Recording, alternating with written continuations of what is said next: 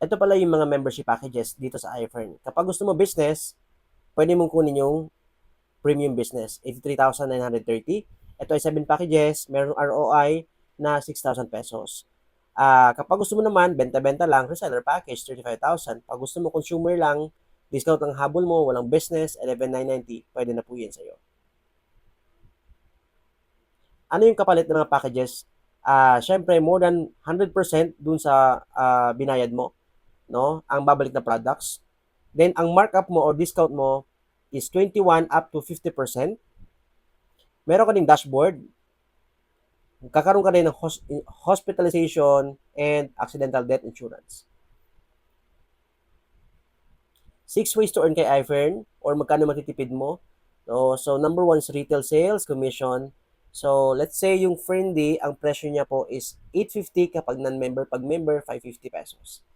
Yung Milka naman, 1.3 kapag hindi ka member, pag member ka na 800 pesos. Magkano profit mo? 500 pesos per Milka. Then, the Fern Active naman, multivitamins, 1,200. Pero pag member ka na, 700 na lang. Meron ka ding 500 pesos na profit. Pangalawa is yung tinatawag na fast start commission or referral. So, let's say, nag-refer ka sa amin ng premium business kasi ang na-refer mo is negosyante.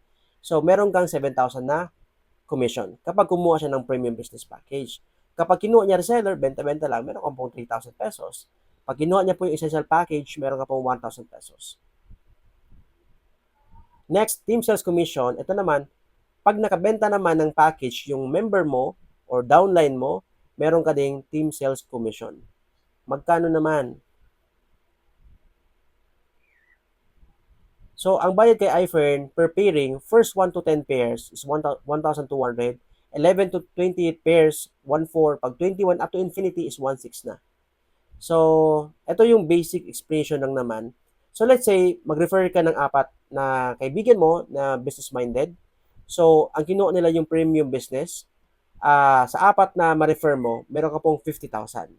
Pero yung 4 na yon gusto rin ng 50,000, ang kailangan nilang gawin, mag-refer din sila ng 4. So, pag nangyari yon, meron silang 50 mil kada isa. Ikaw naman po, dahil ikaw po yung tumutulong sa kanila, meron ka pong 150,000 na commission. So, kumbaga po, meron ka pong tinatawag na leverage na. Sa effort ng team mo, pwede ka rin po magkaroon ng commission or team sales commission. Example po ano ba yung benefits ng leverage? Nasa travel ka, pwede ka pa rin kumita kasi may mga tao kang gumagalaw sa iFern. May sakit ka, 1 month, pwede ka pa rin kumita dahil may mga tao kang gumagalaw sa iFern. So, yung mga hospital bills mo, pwede sa iFern magbayad. Ito po matindi. Based on experience sa iFern, namatay po 2020, pero before namatay, director siya ng iFern, meron siyang mga 10,000 accounts or tao sa ilalim. Then, ito po nangyari, namatay siya by 2020. No? 1 million per month yung kinikita niya. Pero 2020, namatay po siya. So, nangyari po, 2020, up to present, alam niyo po magkano kinita niya? 64 to 65 million na po. Patay na po siya. Ganun po inagawa ng leverage. The next, tinatawag na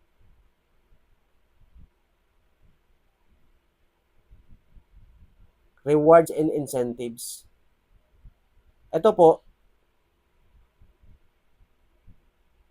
ayan. So let's say, umabot ka ng team builder. Meron ka pong 20,000 pesos na incentive pag umabot ka ng team builder. Pag field manager, 50,000. Field vice president, 90,000. SFBP, 165,000. Pag director ka ng iFern, 525,000 up to 15 million po ang incentive kapag na-promote ka. Ayan. So, yun po yung incentive.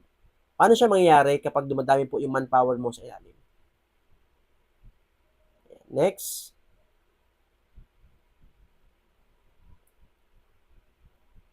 Group sales rebates naman, kapag yung mga members mo bumili sa company ng products, meron kang 2 to 7% na rebates.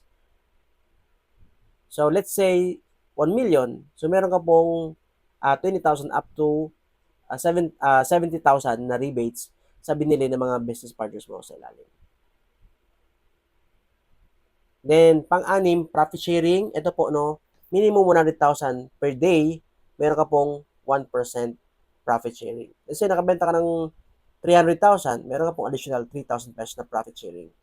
So, let's say, 100,000 lang per day in 1 month, meron kang 3 million sales or binili sa office, magkakaroon ka po ng 30,000 po na profit sharing sa iFern. Kasi nga, 100,000, ang 1% no is 1,000 pesos, 30 days yun. So, meron kang 30,000 na profit sharing. So, yun po yung ways to earn kay iFern. And if you have questions, just let me know para masagot po namin. So, yun lang. Maraming salamat. Bye!